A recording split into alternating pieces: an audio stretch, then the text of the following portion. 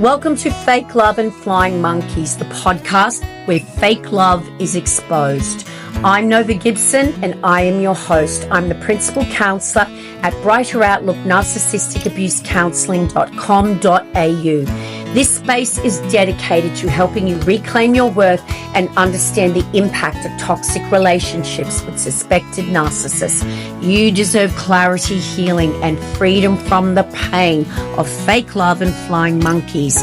So please leave a review and grab a copy of my book, Fake Love, Understanding and Healing from Narcissistic Abuse.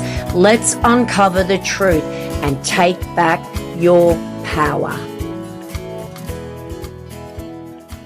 Hi everyone, and welcome to another episode of Fake Love and Flying Monkeys. Now, today I have another very special guest with me, and her name is Azadeh. Now, Azadeh is a victim of narcissistic abuse. She's also a survivor of narcissistic abuse, and of course now she's a thriver. Not just is she a thriver, but Azadeh has gone on to become a distinguished 3 times best-selling author. She is the esteemed founder of Finally Free Life, serving as a transformational life coach and couples coach. And she is renowned as the visionary behind the 12 steps for narcissistic abuse recovery. She draws from her own journey as a trauma survivor of domestic and SA abuse, and a triumphant conqueror of addiction. Her profound passion lies in empowering individuals to navigate trauma and find the freedom to manifest the lives they aspire to lead. And I'm honored to welcome here today, Azadeh. Thank you so much for joining me, Azadeh. Oh, it's my honor and my pleasure to be here with you, Nova. Thank you for the introduction. My absolute pleasure. Now, Azadeh, without further ado, I am going to hand it over to you to, if you will, tell us and all the listeners today your story and how it all began for you and the journey you had in getting to where you are today. Absolutely. Thank you, Nova. I think about the relationship that almost took me out. When I say almost, I mean literally almost took me out. I never knew, Nova, that prior to this narcissistic, well, I believe malignant narcissist psychopath, I never could understand. I couldn't believe that somebody that you're kind to could turn around and really derail you and hurt you and break you as a mission. That was so shocking to me. I couldn't understand it. And to this day, I think, my God, I was so naive coming into that relationship. I wanted to be loved so bad, Nova. I was born in Iran. My family and I and my brother escaped the revolution and moved to the United States. So I came to United States speaking only Farsi, no English. And during the revolution, I mean, already being bullied, abused, less, different than the way I look, kids being cruel because of the revolution. And so I really went through school with being bullied and abused and never having a boyfriend. And I remember I wanted a boyfriend so bad. I just wanted to be loved so bad. What is it with me that can't get a guy? And within a few years of high school, I got really heavy into drugs, meth and alcohol. And it launched me into a very, very dark path. And that's when I met the narcissist. And not knowing he's a narcissist, he was so charismatic. He was so talented. He could jump from playing the piano, go to the guitar and sing and bring me roses. He knew exactly what I wanted. He knew exactly how to sweep me off my feet. I mean, exactly. Circumstances that I had not even told him about. Circumstances and internal yearnings and aches that I had not even told him about, he knew. And that's where I learned now that he would love bomb my wounds. He would go into my wounds and soothe them with his gifts, with his words, with his admiration and empathy. Yes. And right?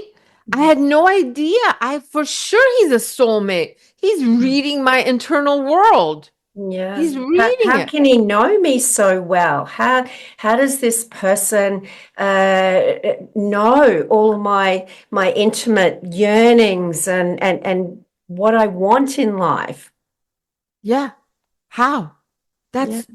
That's how I believed and purchased, and not purchased, but I bought the belief system that he is my soulmate. Because who else? Nobody else knew that. I was bullied, came from another country. No one understood me. All my girlfriends were sleeping with my brother.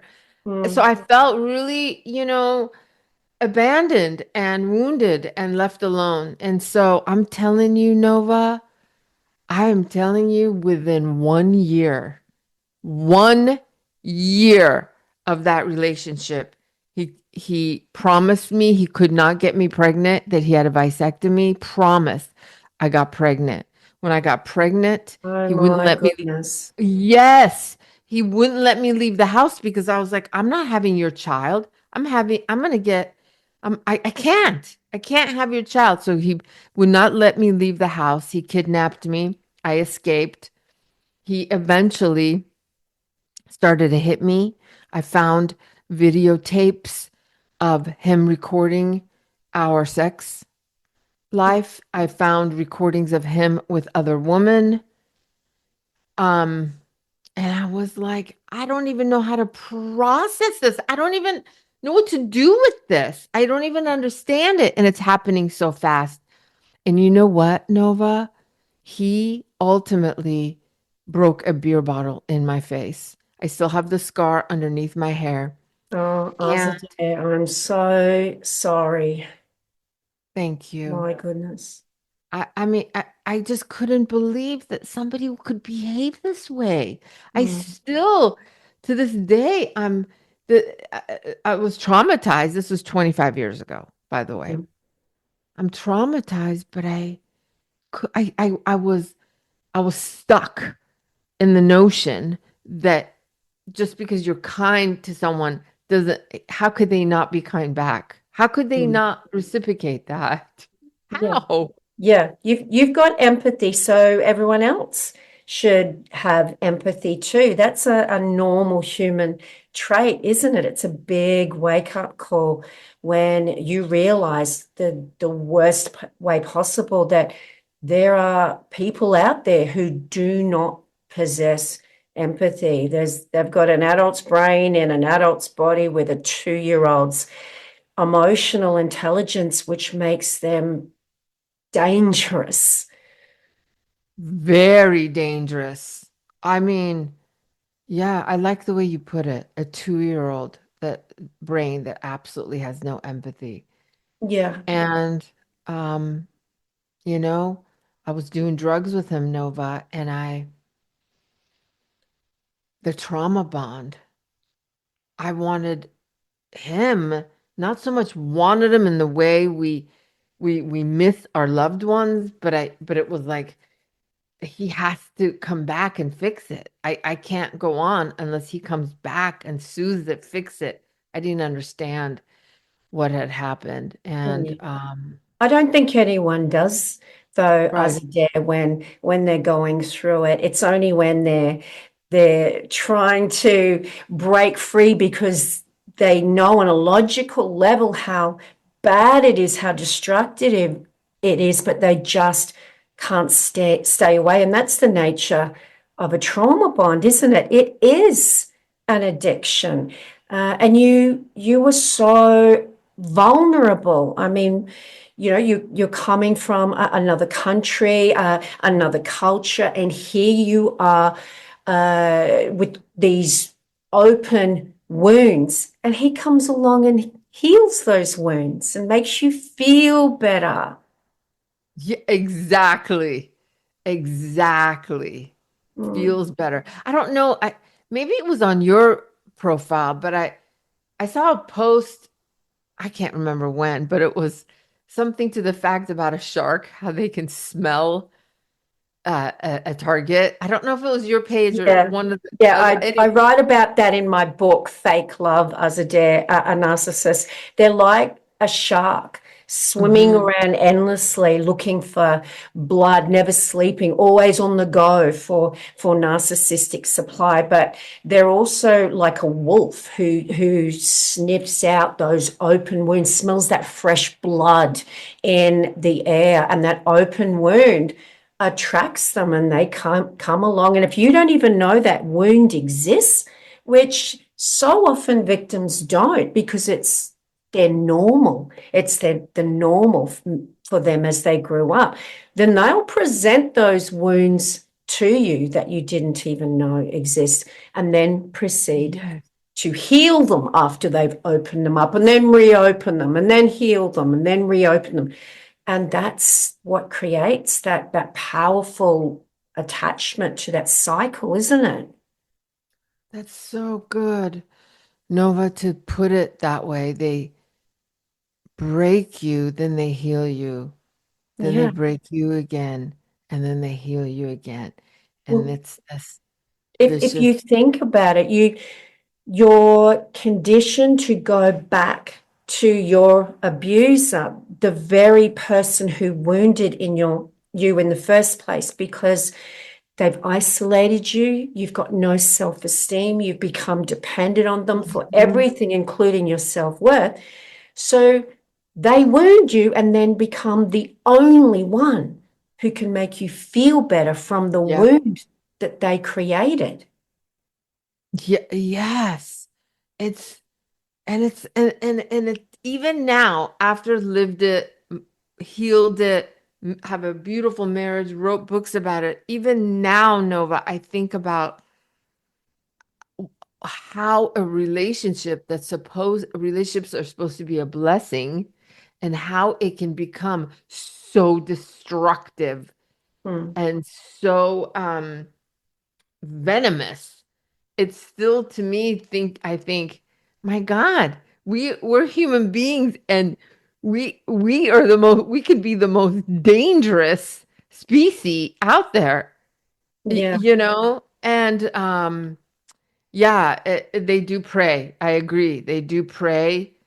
And the only thing I can tell you that I'm grateful for having gone through that is giving me the discernment, and it's Yeah. given me an awakening, and it's made me much more cautious about anybody coming into my life too soon, too fast, just all of those, because now my internal world will set these alarms off where sometimes I don't always listen to them, but when I do, I'm glad I did. It's a slow process still to this day, but I don't really have, I do struggle at times though with girlfriend relationships because Mhm. those I tend to, I just, I tend to want to be around girls. And I mean, my husband and I have been married, gosh, 15 years, and he's a beautiful soul. But I do get tripped up over girlfriend relationships because um, I tend to have so much empathy, and Yeah. it's really hard to rail that in. It's really hard to pull that back. I just want, my default instinct is to pour into them. And Yeah. so But learning, there's did you? there's a difference between having empathy and having no boundaries. And when we've been abused, we mix up the two. If I don't do everything they want, if I don't give of my time when I'm not free, if I don't say yes when I want to say no, then that means I have no empathy. That means I'm a bad person. What will they think of me? When Mhm. really that's about boundaries and self-care, isn't it? But that's what you're conditioned to do when you've been abused, is to make it all about them and to have no needs of your own. Yes. And I was just talking to my husband about this. And then it becomes when you don't have needs of your own, somehow that feels euphoric. That feels like the right thing. That feels energetic. It's Mm. like, no, how did an unhealthy pattern become enthusiastic? Yeah. You, It's you know? it's the conditioning, isn't it? It's the programming of your brain Yes. essentially is to make it all about someone else and for it to feel normal when you're doing that, and selfish and abnormal if you are devoting time to yourself. It doesn't feel right. Yes, exactly. Mm, Exactly. yeah, I I I had to, Nova, be away from the world, my family, any outside influence, and go away for 90 days to get off the drugs myself and away from him. And yeah, I still called him to come visit me. yeah. And the counselor there was like, Azadeh, is that who I think it is? I was like, yes. And she goes, Gosh, either he, yeah, yeah, and you now know, Azadeh, that that was not your fault. That craving your abuser was no different to the heroin addict thinking about heroin 24 hours a day when they're in withdrawal. And this is what I stress to my clients is that you can have all the services out there. You can have all of these domestic violence shelters and all of these hotlines and that which we absolutely need, don't get me yes, wrong. But if we don't educate and talk to victims about this trauma bond and the fact that this is a psychological, biochemical, physical addiction, it doesn't matter how many services we have, just like you, whether you will go back or you will crave and think about and let them back in, that your abuser, because you love them, no, but because you want the horrible withdrawal pain to end. And yes. this is we teach victims how to go and where to go and why they should go, but we don't help them to understand why they stay. Such an excellent point, Nova. So profound. It is the underlining issue, and we want to fix the external, get you safe. What safety is important, but Yeah, what about the withdrawal when I can't eat, I can't sleep, and my head yeah, won't shut up, and I can't function, and I'm crying constantly while I'm obsessively thinking about him. There's no me in it at all. It's just yeah. this emotional dependency with this obsession in my thoughts. And and I see a lot of my clients um relapse. I mean, I'm sober 23 years. I got sober at that time, left him Oh, and the drug. congratulations, Thank Azadeh. you. You should be Thank you. so proud of yourself. Thank you. Yeah, in light of everything you've been through, that's just incredible. Thank you so much, Nova. Thank you so much. But I see people relapse and they Mm, think in some recovery circles, they'll say, well, you're not doing this enough. You're not doing that enough. And it's never discussed. Well, let's talk about the relationships that you have, you mm. know. What does that look like? Because somehow we get conditioned, like you said, to silence, not talk, suit up and show up, take it, be positive, be grateful. And I see a lot of relapse happen because of these. Relapsing in terms of drugs and alcohol, or Yes. relapsing as in terms of going back to their abuser?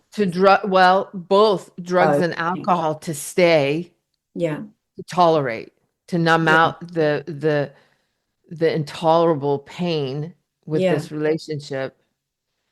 I don't think that there's enough. well, understanding and certainly support for victims in terms of self-medicating and that being like a factor in them not leaving because you become dependent on your abuser, but you've got to survive it. And to survive, sometimes you've just got to do whatever it takes Yes. to block it out. And that's where the self medication comes in, doesn't it? But then your abuser will use the fact that now you're self medicating a lot of the time to further destroy you.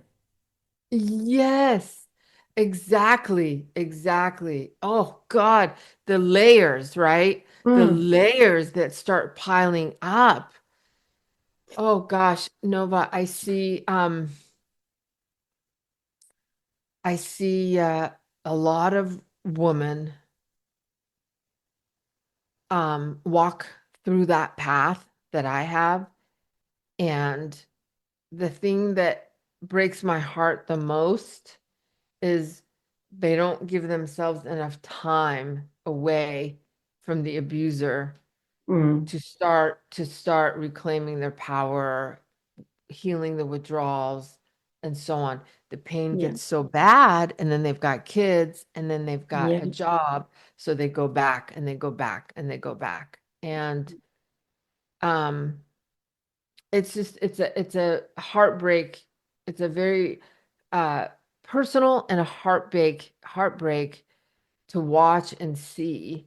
Yeah. And I have to be honest and tell you, Nova, I couldn't do it if it wasn't for you and other community members that I see keep going and showing up for victims because it's a heavy thing to see and carry at times. Mm.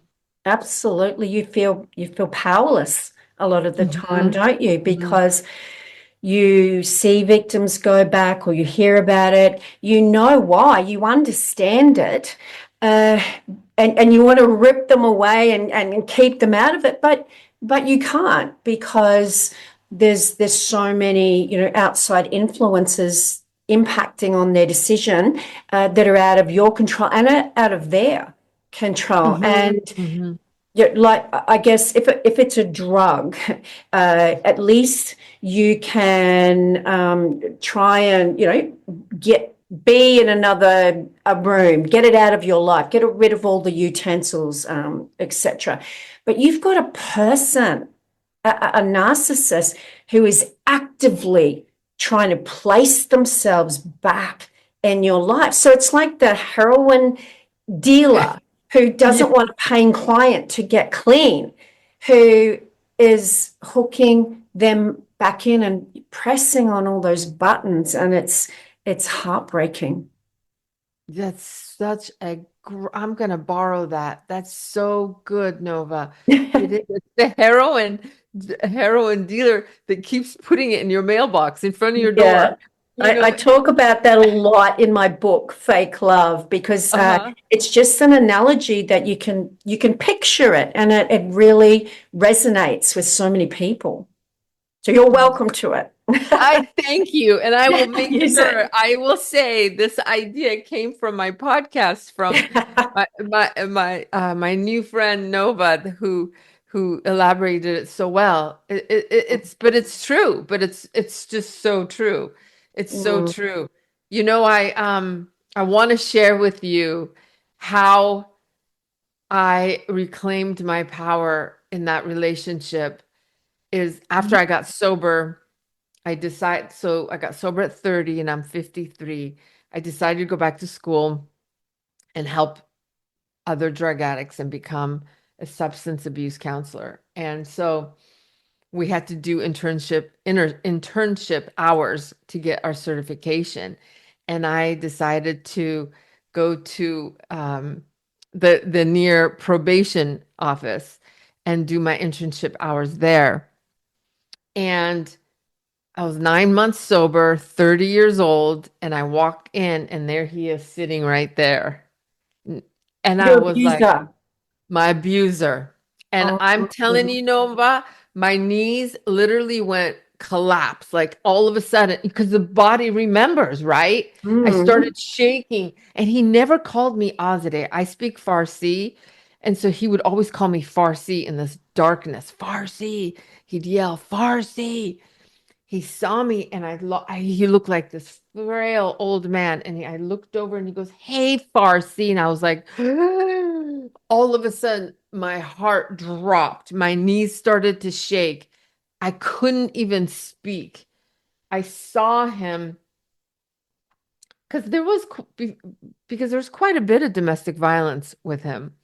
The beer bottle was the last of it, but Mm. prior to that, he had been already physically abusing me. And so I made sure he was looking at me as I started to walk, trembling, and I saw the door where it said employees only.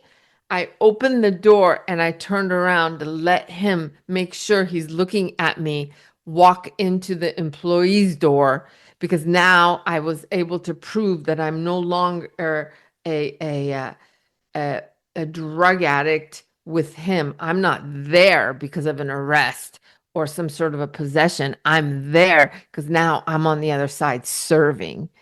And that was how was the last time. And that's how I was able to reclaim some sense of empowerment by Mm. going into that door Mm. and looking to see, because now I'm safe, right? I'm going in the Yeah. door and I am claiming my power from being on the other side. Yeah. But that was the last time I ever saw him again. Yeah. Thank you, God. Yeah. Oh my goodness, that must have been such a trigger for you, blindsided. Yes, that's exactly it. It was blindsided. And oh God,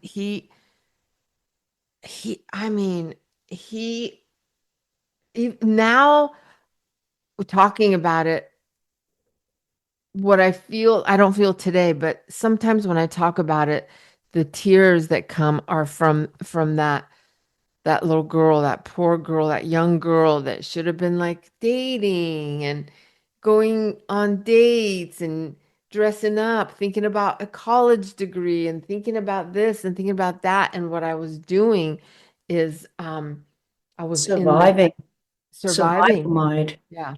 Yeah. Yeah. Yeah. Yeah.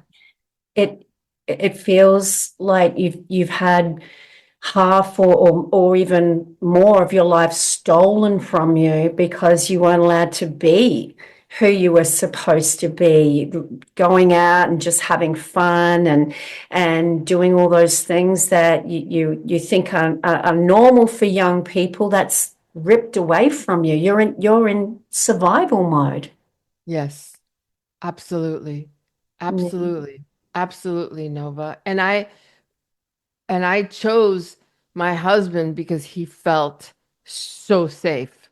And to this day, 15 years later, that became that became more important than any kind of romantic love. I wanted the person I'm with to be 100% safe. I didn't even care if it was right, wrong, toxic, unhealthy.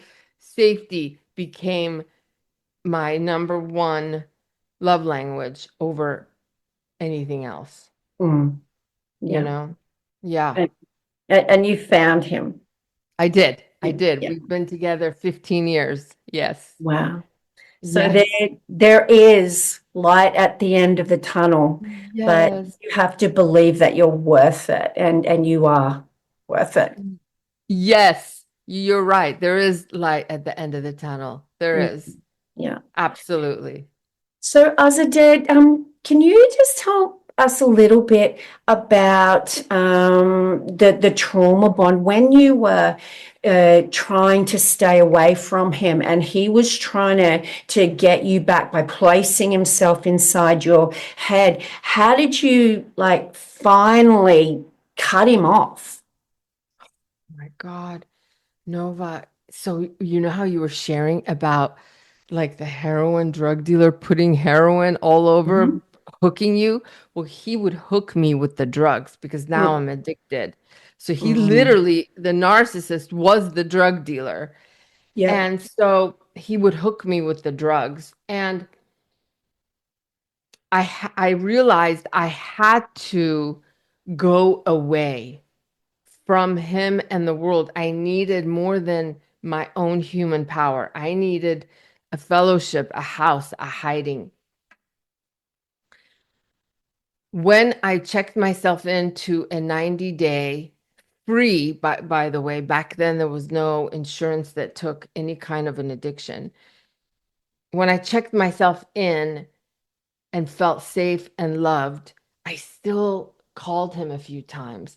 And so I Mhm. started to talk about it. I started to tell on myself. That has actually been one of my number one tools is just tell on yourself because we stay in silence so much that we're so ashamed to say I miss my abuser. Nobody wants to say that out loud, and then it Mm, festers and it grows. So I started to tell on myself. I started to ask for help. I started to say, "Help me not call him. Help me." Help me. I still did. I called him and I brought him in, and the counselor there called me out and said he's got to go.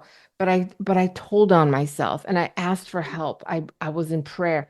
I gained like 50 pounds. Oh, mm, I mean, I went from meth addiction, alcohol addiction to literally cereal addiction and yeah. chips and ice cream just to shut that down however I could to get Mm. the help. I'm so glad that you did that, but I love the way you articulate that I told on myself. And in other Mhm. words, you faced that which you'd been conditioned to be ashamed of. We go back to our abuser because we're weak. There's something wrong with us. Why don't you Mhm. just leave? So that takes a lot of courage to reach out and ask for help and say, hey, I keep going back. I want to stay away, but I keep doing it. That takes so much courage to do that. And I think, yeah, we really need to make it okay for women and men, uh, victims to talk about that and not to feel like there's something wrong with them because they've already been taught to be ashamed of themselves by their abuser. We don't want to reinforce what their abuser said. Exactly. Yeah, that's a really good point, Nova, to raise more awareness on breaking the silence and finding ways to remove the shame stigma around it. Mm, Because like so many women will just go back and then disown you because now they've told their truth about who they're with, and yeah, now they can't live without him in their head because of the addiction.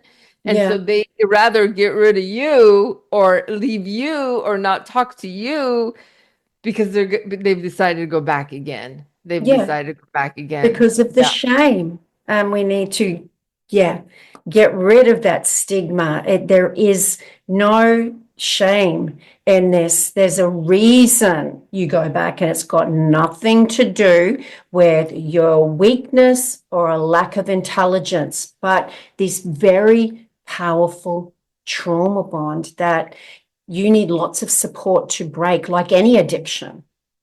Oh my God, yes. I don't even know how some people do it and function or try to do it and function with a job and children. I couldn't do any of that. I mean, I don't have kids, but I couldn't work. Yeah. I was not employable. There's no way I could focus on training while, Mm, on some sort of a new onboarding training. There was no way. mm. Absolutely not. Yeah. But So, you did mhm. survive and you did get to where you are today to help other victims.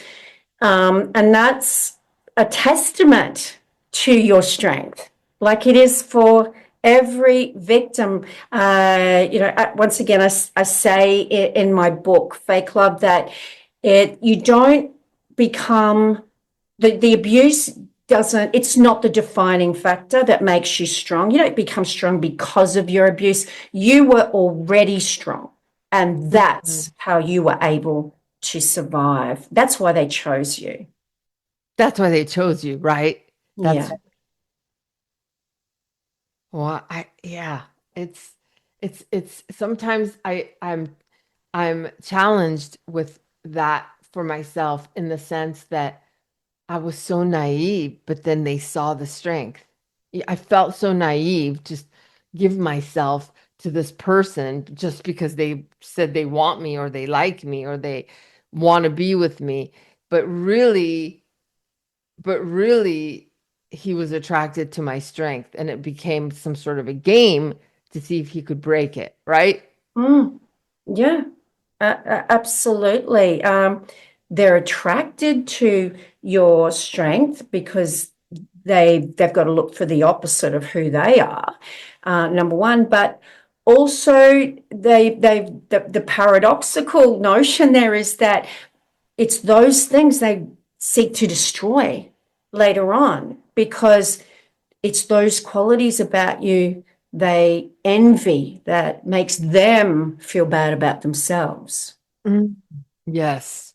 Mm, Yes, yes. They can't, yeah, I definitely see that. I definitely see that. mm, And I stayed sober and I didn't go back. And um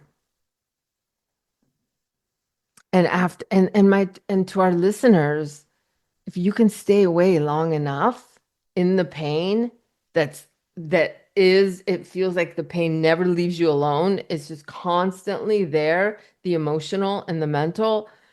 But eventually it does go away. Eventually it does heal. Eventually the tears and the separation will create that distance, will start to create a separation with them. mm, And, you know, um, I see a lot of women come to me and wonder what's wrong with them, that he won't behave in the way they're behaving towards them. They really start attacking themselves. mm, And I wish I knew that was the wrong theory back then, that mm, it wasn't that I'm not pretty enough or skinny enough or, um, smart enough or any of those things. And I mm, yeah. see women do that. Do you see that? Do you see that? Oh, absolutely. And this is where, that the whole addictive cycle comes in and everything, all of the strategies that reinforce the addiction, they make you feel good. And in the Hmm. beginning, they're kind. Uh, and it's all about you. And when that feeling is ripped away from you. In other words, the love bombing stage ends, which is inevitable. Then you're forever trying to get back that feeling from Yes. that person, which means that you buy into everything they're telling about you, which is, I'm treating you badly now because it's your fault. You did something wrong. So you're just forever trying to fix them, fix yourself, change what's Mm. going on in the relationship to make them better, which is really you just wanting that person that does not exist back in your life. Oh, Nova, so good. It's so good. You are absolutely right. It's about they pulled a rug from under your Hmm. feet and now you're like gasping for Well, air. How do I get that back? yeah. Panic. How do I get that back? How do I get that back? Happened. What did I do? I've gone from being their princess or prince to someone they've got contempt for. What did I do? How do I fix this? Yes.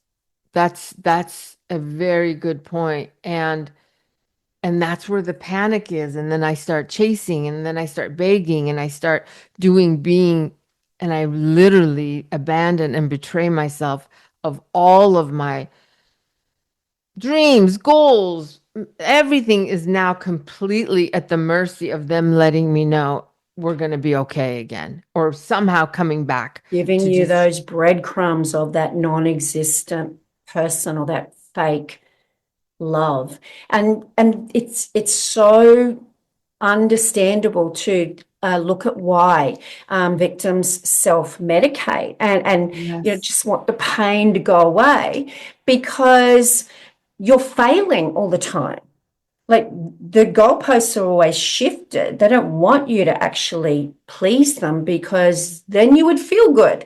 So you're Yeah. set up to fail all the time.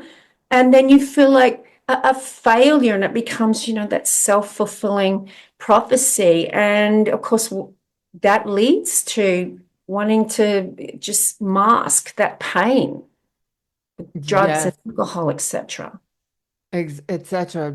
Yes, that's so true because now you're trying to re-win that love again, and by trying, and every time they push it back, you get re-traumatized and wounded. Mm, It's awful. I don't think I've experienced any other emotional type of pain than that. yeah. It is It's awful. difficult to explain, isn't it? And when you don't have, and obviously you had physical abuse as well, Yes. but Yes. especially I think when for victims when there's the narcissistic abuse, coercive control without the physical violence, it's difficult for them a lot of the time to articulate as abuse because it's not all the time. They didn't get hit. Their abusers reinforcing that it's only abuse if they've hit them, and it's so hard to articulate to others just how destructive and traumatizing this ongoing abuse is. Yes, you're right. The physical abuse you can't deny. I mean, uh, Yeah. you have the marks, you felt it, you saw it, you keep seeing it, it happened, but the psychological and the emotional, Mm. to navigate that is Mm. just such a Isn't that a sad factor in our society, though, that victims say to me, and probably I'm assuming they say it to you too in your practice, Azadeh, that they feel they would have got more support if they had broken bones and black eyes. And they would have felt more like a victim themselves because they weren't believed a lot of the time and they just couldn't articulate how bad this abuse was because of the often covert nature of it, passive aggressive. yes. And to add on to that, yes, I do agree with you. And to add on to that, somehow in sessions I've heard them share in sessions that now the therapist that's not versed in narcissistic abuse dynamics will start looking as the victim as their reactive abuse as the problem, and they start trying to Mm, manage the reactive abuse part when mm, really they're being messed with constantly behind closed doors. And yeah, now, I see that often. And yeah. And so uh, I think it's so um, heinous that ignorant people will respond to victims as comments such as nobody's perfect. It's not that bad. You need to learn to forgive. You need to admit when you're not, you've never, when you're perfect, comments like that. Because once the victim starts to kind of connect the dots and see how they don't have control over their brain anymore, mm, and they're doubting their own truth, and yeah, somehow they're starting to feel like the abuse was deserved by the abuser. And then here we are as a society or friends and family saying it's not that bad, you have kids, he's good looking, he's powerful, he's got money, just mm, bypass it. because they don't know what to say or do. They don't have, that's what makes it so sad for me. Yeah. And the abuser, the narcissist, wears a mask for everyone else. And Hmm. that's where we need so much more education and research out there to be able to teach others, teach the community, society, that these people don't come with horns and a tail and a big sign on their forehead. That actually come across as being really nice people, and that's how they're able to keep all of the abuse behind closed doors. Yes. Yeah. Or victims. Somehow they're a victim and, they need help or support or a friend to talk to. And Mm, yeah, abuse never shows up with abuse. Well, I mean, I guess some like a murderer or a rapist or something does, but that's rare. We're talking about the everyday garden variety narcissist. They never show up with, they're so kind and giving mm, and gracious, mm. right? In the To beginning. everyone else, and that makes it even more confusing, doesn't it, for the victim, because they're being taught to minimize the abuse and that it's their fault, and everyone else likes them and thinks that they're this amazing person. So maybe it is me. Maybe I am overreacting. So this is, Hmm. just makes the victim even more isolated, and pushes them further into the arms of the abuser because everyone else thinks they're nice. Yes. Yes. Yes. Oh, it's such a trap. It's such a trap, and it's happens all the time. It happens all the time. I even see, Nova, in recovery circles how they say, you need to look at your participation in Yeah. this. Some recovery circles, yes. Uh, yeah. That really, really frustrates me because it's victim blaming, isn't it? And I Yes. just did another podcast actually, a couple of days ago. I put it up on the difference between trauma bonding and codependency. They are not the Mm. same, and it is not codependency that keeps you stuck in an abusive relationship. It might be a factor due to some past trauma that puts you in proximity, but it is not what keeps you trapped. And when we are telling victims that, oh, you stay with them because you're codependent. Right. Once again, we're saying, hey, this is your fault. Just fix your codependency and it'll never happen again. I appreciate this uh, part of our conversation. We're not codependent in any other relationship, Yeah. right? Yeah. So And how is it in this one? It's our survival mechanisms. It's what we learn to do to survive. And yeah. yeah, just getting the word out there, the true word out there, raising awareness, guiding women to the truth. I mean, I tell you, YouTube is more helpful sometimes than some therapists or doctors with letters behind their name because they just don't Mm, know and they think they should because they're educated, and so they mm, they need to have some say so, and that say so is setting this poor victim back into a mm. deeper abyss Yeah. of this dynamic. Or Yeah. yeah, the classic one I hear is that they can change, that they can change.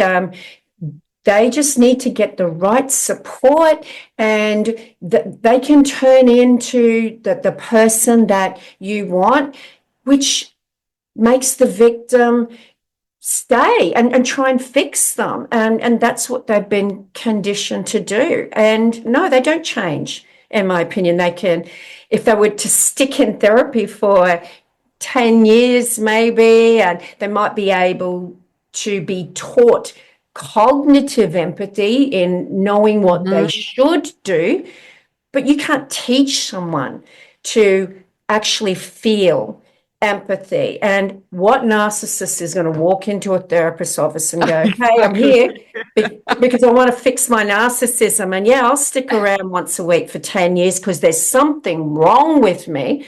No narcissist is going to admit to having something wrong with them. So it's a ridiculous thing. If someone is doing that, I think this is where the misunderstanding with, experts who don't get it, who haven't experienced it, if someone is doing that, they're going, yeah, I think I'm a narcissist and I want your help. I really want to stop being a narcissist. They're not a narcissist. Exactly.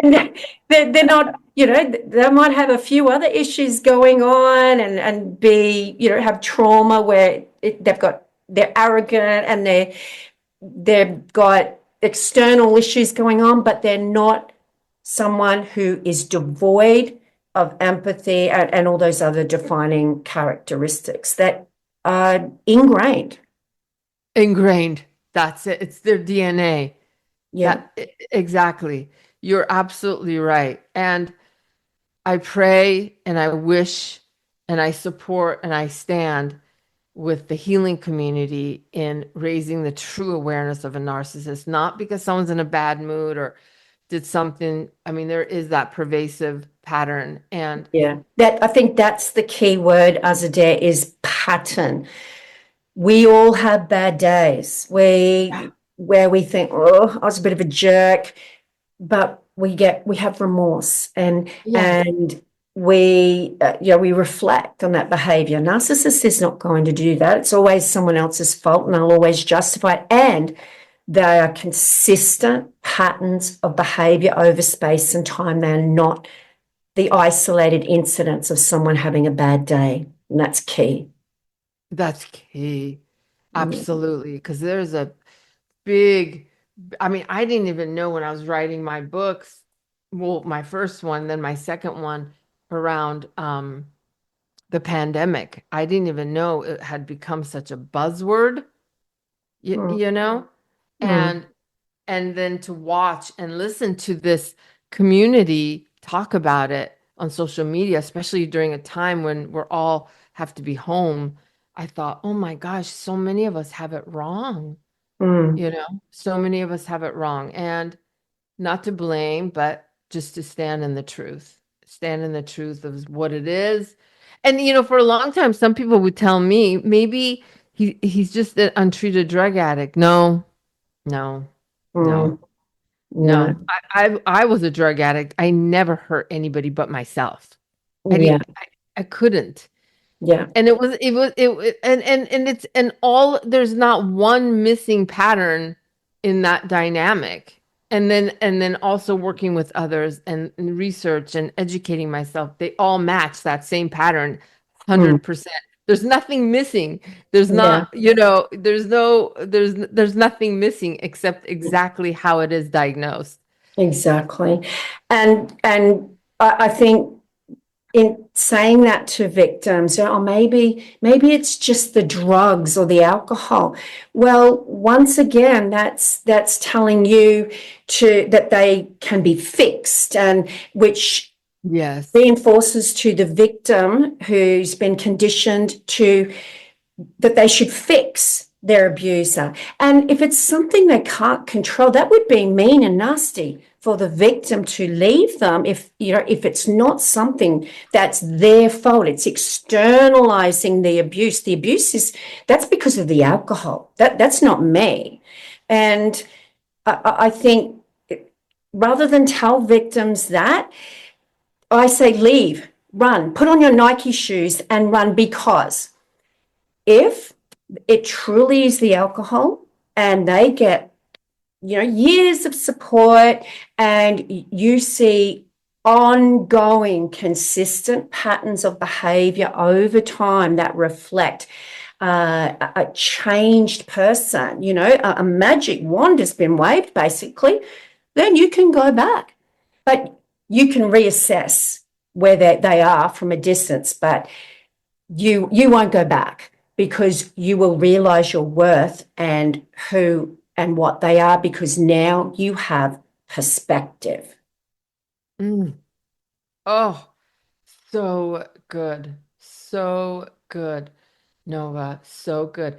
All of these comments are actually pulling the victim back in versus Yeah, helping them survive yeah, and heal yeah, and like our mutual friend Dr. Nadine saying run like hell yeah, because because all these comments spin that message in the back. You should try harder or you should yeah, stay longer. You should try yeah. different methods Oh, or you've you got should so stay. much history together. You've got kids. You've got to try again for them. Well, by the time the victim is Googling their abuser's behavior and is going to therapy themselves, that's because this has been an ongoing pattern of abuse, which means it is not their job to fix or change their abuser. It is their job to leave. And if, when their abuser changes, then maybe you can reassess where they are from a distance where you are healing and you are getting healthy again. It's not your job Yeah, to tolerate their abuse and fix them. exactly. Exactly. And that's a lot of messages. A lot of messages, are sent directly towards that. Mm, And oh my goodness, I just you know, it's I know I now today I no longer really diagnose, oh, he's a narcissist or she's a narcissist. Now I just energetically I'm not a match. And I've seen and been around some that in front of me have portrayed traits. I'm not attracted to that. I don't vibe or I don't have that energetic match. mm, And that's the beauty of healing. yeah, Um, sure, can I be too empathic with friends and could set better boundaries? Absolutely.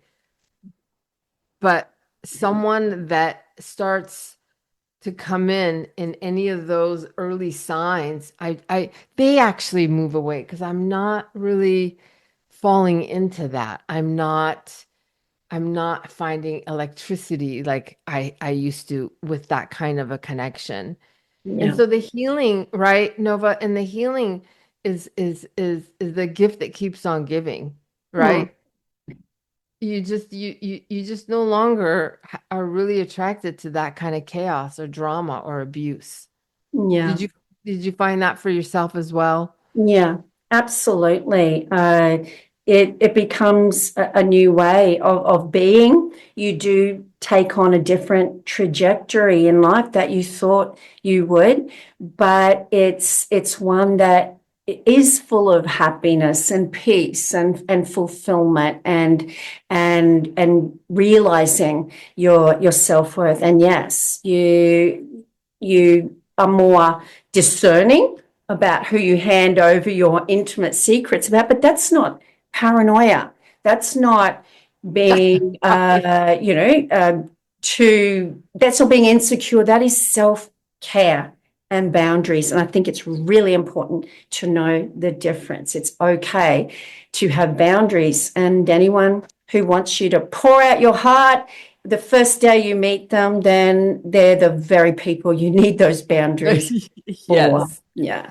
But Azadeh, I would love for you to tell our listeners today about your books and where they can contact you. I'll put a link in the description. And yeah, I just wanted to say thank you so much. It's really been an incredible discussion, and I've loved speaking with you today. So let everyone who's listening know where they can find your books, what they're called, and how they can contact you. Sure, Nova, thank you so much. I feel like we hit some really magical, incredible points that are not discussed. So, thank you so much for having me. I so enjoyed our talk. My I pleasure. have a workbook. It's patterned after the 12 steps. It's called The 12 Steps of Recovery from Narcissistic Abuse. I created this for people that can't afford therapists, coaches, doctors, and can actually at home during a trauma bond can follow the directions of this workbook and write and journal, and emotionally they can navigate towards more healing. Then I also have adult children of narcissistic parents. This one I will, all of these, by the way, are on Amazon. And that one I would say, just read with caution. There's some trigger warnings there. And then I have this one that as a counselor, I went back and I co-authored with the victim. It's called Letters to the Narcissist. We wrote it together. And then I also have one more book that I wrote. It's called Using Food to Cope with Codependency. And all of these books are on Amazon. And if you can't afford it, I'm happy to send one to you. You can find me on Instagram, breakfree_rise and rebuild. Perfect. Yes, and my website's finallyfreelife.com. Awesome. Okay. Well, Azadeh, as I said, it's been a pleasure, and I wish you all the best with your book sales. No doubt they're going to be bestsellers. And of course, congratulations on your practice, and thank you for your wonderful contributions to the narcissistic abuse recovery community. Thank you. Thank you so much, Nova. Thank you. Thanks. And that brings us to the end of another Fake Love and Flying Monkeys episode. I just wanted to say thank you once again to Azadeh for sharing her incredibly courageous and inspiring story, which I know will help so many other victims who are in similar situations and are experiencing the same sort of trauma and abuse that Azadeh experienced. And don't forget, guys, if you would like to have a one-on-one Zoom counseling session in your narcissistic abuse recovery, please just see my website link in the description, where you will also find a link to my best-selling book, Fake Love, Understanding and Healing from Narcissistic Abuse, which is also available worldwide in Audible and Kindle. So on that note, it's bye from me for now. Until the next episode, remember, you are worthy of love, and you are worthy of so much more than a lifetime of fake love and flying monkeys.